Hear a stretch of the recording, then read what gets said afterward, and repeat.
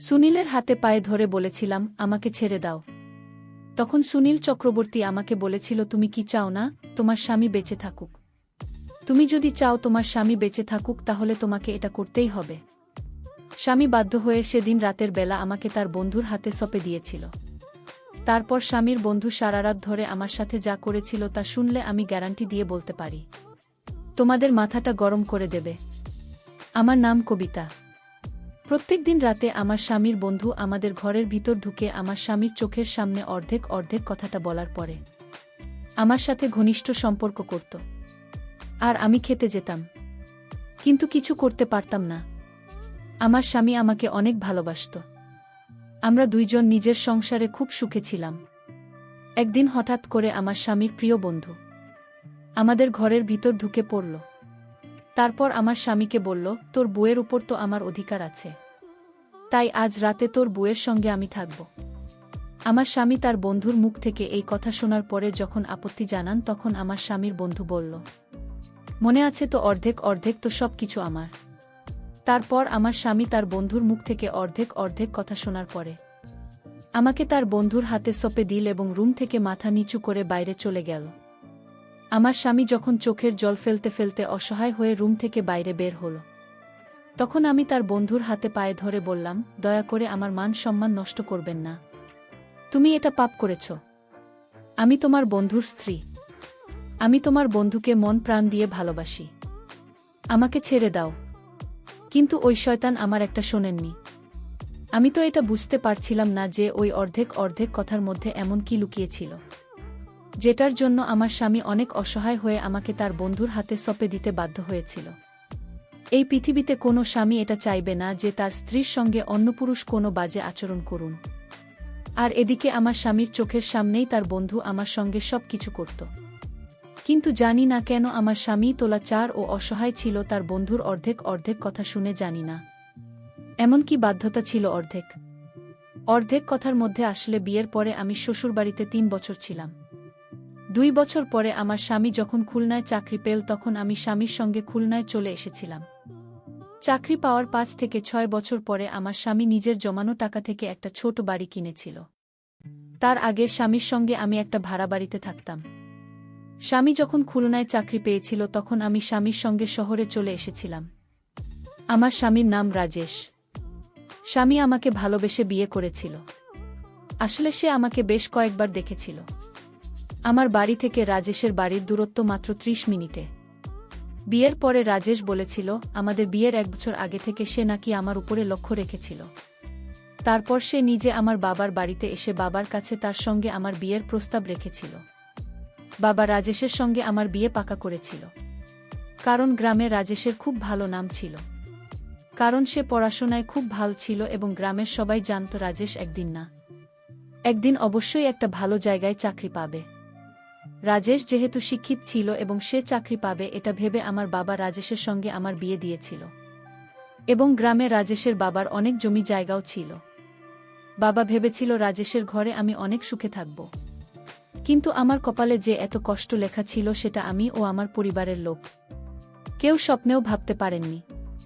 বাবা মা যখন তার ছেলে মেয়ে কোনো একটা সম্বন্ধ খুঁজে বের করে বিয়ে পাকা করে, তখন তারা এটা ভেবে বিয়ে দেয় যে আমার ছেলে বা মেয়ে খুব সুখে থাকবে। কিন্তু কার কপালে কি লেখা আছে এটা তো কেউ বলতে পারবে না। বিয়ের পরে আমি কিন্তু খুব সুখে ছিলাম। আমার স্বামী আমাকে ভীষণ ভালোবাসত। কারণ এমনিতেই সে আমাকে আগে থেকে পছন্দ করত। কিন্তু আমি তাকে চিনতাম না। বিয়ের পরে স্বামী আমাকে বলেছিল সে নাকি আমাদের বিয়ের আগে থেকেই আমাকে ভালোবাসত। কিন্তু সামনে থেকে কোনোদিন কিছু বলার সাহস পায়নি। তাই সে সরাসরি আমার বিয়ের ব্যাপারে বাবার সঙ্গে কথা বলেছিল।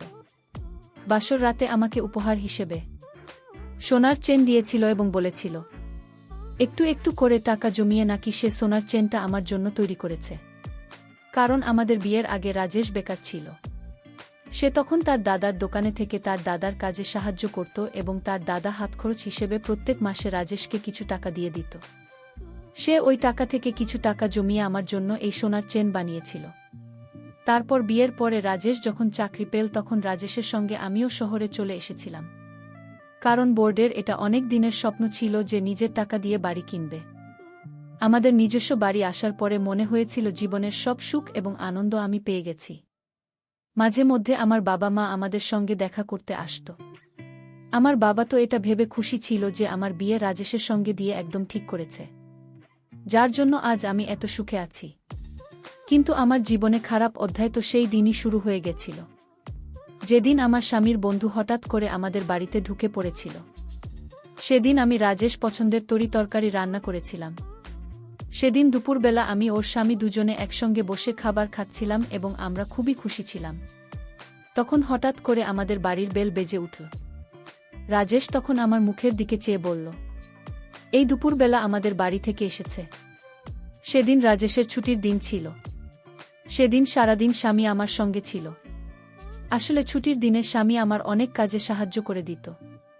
তারপর বাড়ির বেল বাজার পরে আমি যখন দরজা খুলতে গেলাম, তখন তাকে চিনতে না পেরে যখন স্বামীকে ডাক দিলাম, তখন স্বামী এসে তাকে দেখামাত্র এত বেশি ঘাবড়ে গেল যে তার মুখ দিয়ে কথা বের হচ্ছিল না। কিছুক্ষণ পরে দরজার ওপারে দাঁড়িয়ে থাকা ছেলেটি যখন আমার স্বামীর দিকে মুচকি হেসে বলল, কি ব্যাপার বন্ধু, আমাকে দেখে তুমি অনেক বেশি ভয় পেয়ে গেলে, আমাকে বাড়ির ভিতরে ডাকবে না? এভাবে দরজার সামনে দাঁড়িয়ে দাঁড়িয়ে আমার দিকে তাকিয়ে কি লাভ?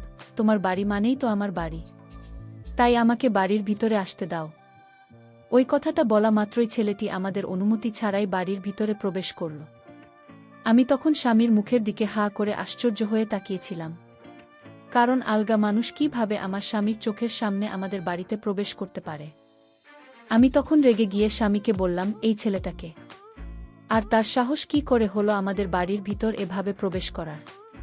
তুমি তাকে কিছু বললে না কেন?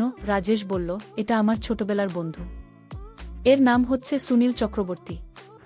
ছেলেটি বাড়ির ভিতরে ঢুকে আমাদের কোনো কিছু না বলেই একটা ঘোরের মধ্যে নিজের জিনিসপাতি ভরে দিয়ে স্বামীকে বলল, আমার প্রিয় বন্ধু, আজকে থেকেই রুমটা হচ্ছে আমার। আমার স্বামীর বন্ধুর অসভ্যতা দেখে আমি স্বামীকে বললাম, তোমার বন্ধুকে এত বেশি আশকারা দিচ্ছে কেন? আমার বন্ধু তো এমন ব্যবহার করছে মনে হচ্ছে যেন এই বাড়িটা তোমার নয়, তোমার বন্ধুর। আর তুমি এভাবে তাকে কিছু না বলে চুপচাপ ভূতের মতো দাঁড়িয়ে আছ কেন বলো?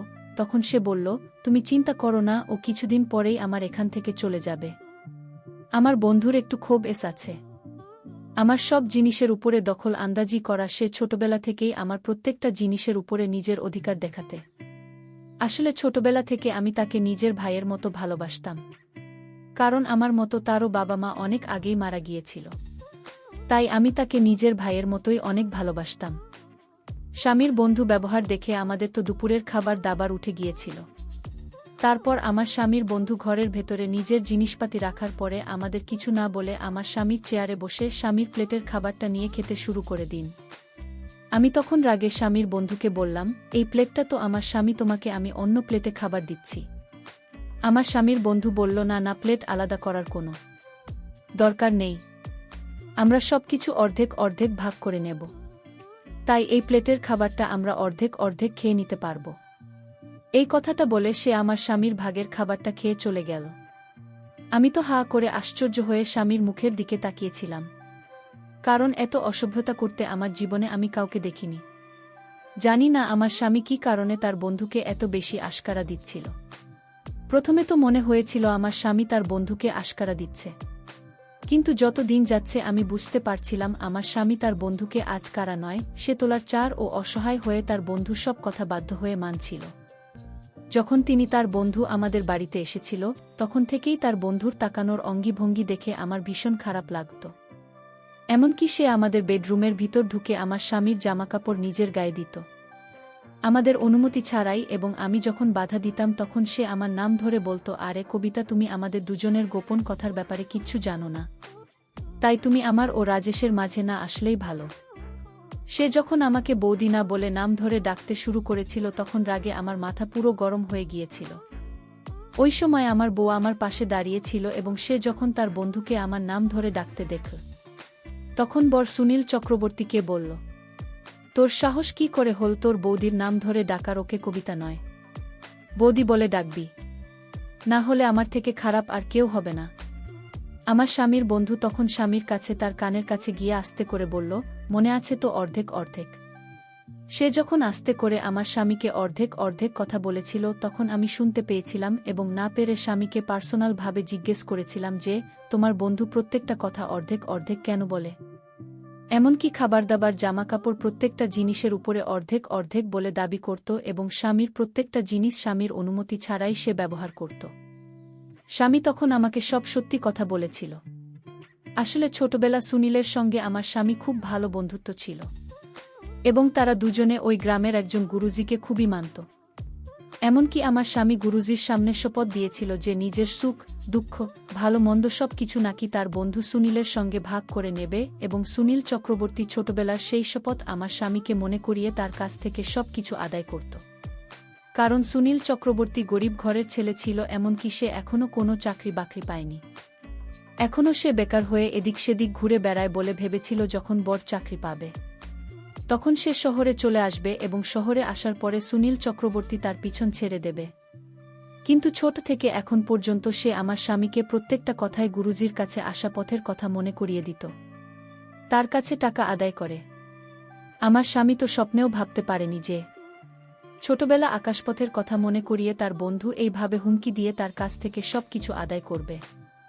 আসলে আমার স্বামী যখন তার বন্ধুর কোনো আদেশ মানতে রাজি হতো না তখন সুনীল চক্রবর্তী গুরুজি ছবি বের করে স্বামীর চোখের সামনে রেখে দিত এবং এটা বলে ভয় দেখাচ্ছে সে যদি গুরুজির সামনে দেওয়ার শপথ ভঙ্গ করে তাহলে তার সব কিছু নষ্ট হয়ে যাবে, তার কেরিয়ার নষ্ট হয়ে যাবে। গুরুজির কথা মনে করে আমার স্বামী বাধ্য হয়ে তার বন্ধু যা চাইতো তাই দিয়ে দিতে হয়।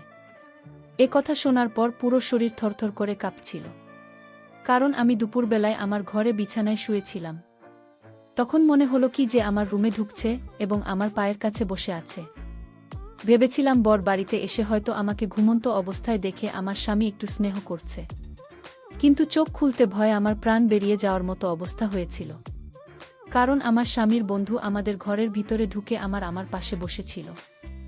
আমি তখন ভয়ে বিছানা থেকে উঠে তাকে ধাক্কা দিয়ে দূরে সরিয়ে বললাম, তোমার সাহস কি করে হলো আমার রুমে তুমি এসেছ? যাও, বেরিয়ে যাও আমার ঘর থেকে। সে তখন হাসতে হাসতে আমার মুখের অনেক কাছে এসে ফিসফিস করে বলল, অর্ধেক অর্ধেক। ওই অর্ধেক অর্ধেক কথাটা বলেছে আমার রুম থেকে হাসতে হাসতে বেরিয়ে চলে গেল। সেদিন স্বামীর অফিস থেকে বাড়ি আসার আগে পর্যন্ত আমি আমার ঘরের ভেতরে দরজাটা লক করে দিয়ে বিছানায় বসে কাঁদছিলাম। কারণ যে দিন থেকে আমার স্বামীর বন্ধু আমাদের বাড়িতে এসেছিল সেদিন থেকে আমাদের জীবনের দুঃখ কষ্ট শুরু হয়ে গিয়েছিল। আমি স্বামীকে অনেকবার বলেছিলাম যে এই সব কুসংস্কার যাতে বিশ্বাস না করে, কিন্তু আমার স্বামীর মনে ভয় ছিল যদি সে গুরুজির সামনে দাস পথের অপমান করে তাহলে হয়তো তার সব কিছু শেষ হয়ে যাবে। এই বয়সে তার বন্ধুর সব আবদার পূরণ করত। সেদিন যখন আমার বর বাড়ি ফিরে এলো তখন হঠাৎ করে সে বাড়িতে ঢোকামাত্রই এমনভাবে মুখ থুবড়ে পড়ে গেল যে তার মাথা মেঝেতে লেগে ফেটে গিয়েছিল। ওই সময় আমি রুমের মধ্যে ছিলাম। স্বামীর অনেক জোরে চিৎকারের আওয়াজ শুনতে পেয়ে আমি তাড়াতাড়ি রুম থেকে বেরিয়ে গিয়েছিলাম। ওই সময় সুনীল চক্রবর্তী নিজের রুম থেকে বেরিয়ে এসে আমার স্বামীকে দেখে বল, এ কি সর্বনাশ হয়ে গেছে, রাজেশকে তো তাড়াতাড়ি ডাক্তারের কাছে নিয়ে যেতে হবে। কারণ তার মাথা ফেটে গিয়ে অনেক আঘাত লেগেছিল। তাই বাধ্য হয়ে আমার স্বামীকে সুনীলের সঙ্গে করে ডাক্তারের কাছে নিয়ে যেতে হয়েছিল। ডাক্তার দেখানোর পরে আমি যখন স্বামীকে নিয়ে বাড়ি ফিরে এলাম তখন স্বামী বাড়ি ফিরে এসে অনেক মন খারাপ করে বলল, জানি না এই কিছুদিন থেকে আমার সঙ্গে কেন এরকম হচ্ছে। তখন তার বন্ধু সুনীল চক্রবর্তী আমার স্বামীর কাছে এসে বলল, রাজেশ, আমি জানি তোর সঙ্গে কেন এরকম হচ্ছে, কারণ তুমি গুরুদেবের দেওয়া দেশের অপমান করেছিস। এই কথা শুনে আমার স্বামী তো ভয় পেয়ে অনেক বেশি ঘাবড়ে গিয়েছিল। আমি তখন রেগে সুনীল চক্রবর্তীকে আমাদের রুম থেকে বাইরে চলে যেতে বলেছিলাম, কারণ আমি বুঝতে পেরেছিলাম সে সবসময় গুরুদেবের কথা বলে আমার স্বামীকে ভয় দেখায় এবং নিজের আবদারগুলো পূরণ করত।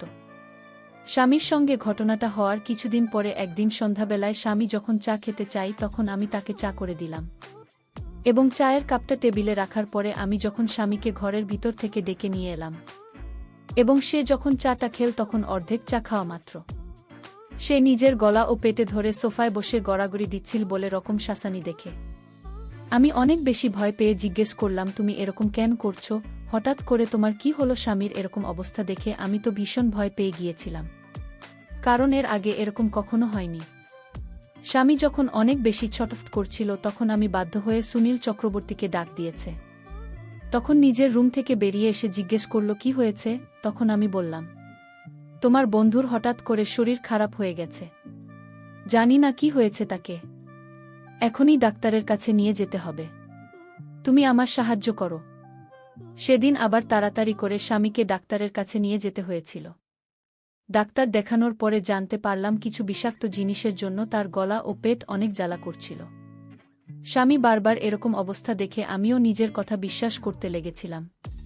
প্রথমে আমি ভাবতাম স্বামীর সঙ্গে যা হচ্ছে সেগুলো সব হয়তো ষড়যন্ত্র, কিন্তু বারবার একটা মানুষের সঙ্গে কাকতালীয় কিভাবে হতে পারে। ঠিক ওই সময় সুনীল চক্রবর্তী আমাকে বলল, এগুলো সব গুরুজিরা দেশের অপমান করার ফল, তোমরা ভুল করছো।